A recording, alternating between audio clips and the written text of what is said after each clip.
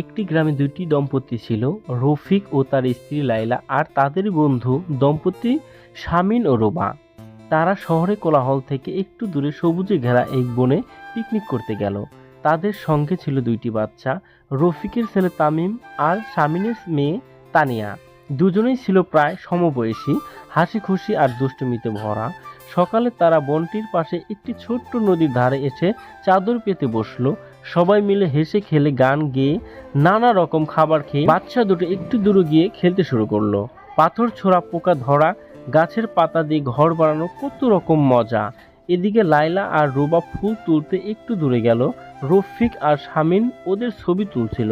হঠাৎ বনটা যেন অদ্ভুতভাবে স্তব্ধ হয়ে গেল। পাখিরা চুপ, বাতাস থমকে গেল। ঠিক তখনই এক গর্জন শুনে তারা পিছনে তাকালো। বিশাল এক রয়্যাল বেঙ্গল টাইগার ঝোপের ভেতর থেকে বেরিয়ে এসেছে।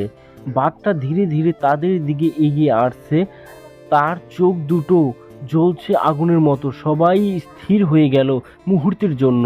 রুবা চিৎকার করে উঠল, বাচ্চারা তাড়াতাড়ি এখানে এসো। রফিক আর শামীম কিছু না ভেবে দৌড়ে গেল বাচ্চাদের দিকে। তামিম আর তানিয়া তখনও বুঝতে পারেনি কি ঘটেছে।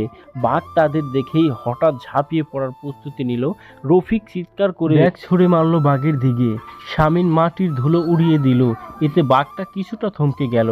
এই সুযোগে তারা দুজন বাচ্চাদের কোলে নিয়ে পিছনের দিকে দৌড়াতে লাগলো। লায়লা আর রুবিনা পিকনিকের টেবিল উল্টে দিয়ে চিৎকার করতে লাগলো যাতে শব্দে বাঘটা ভয় পায়।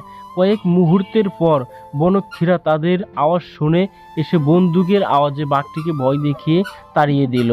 সবাই তখন ক্লান্ত, ভীত আর কাঁপছে, কিন্তু বাচ্চারা নিরাপদ। রুবা চোখে জল মুছে বলল, আজ যদি আমরা একটু দেরি করতাম তাহলে। লায়লা আল্লাহর নাম নিয়ে বলল, সব আল্লাহর রহমত, উনি আমাদের রক্ষা করেছেন। সেই দিনটার পর থেকে তারা প্রতিজ্ঞা করলো কখনো বনের গভীরে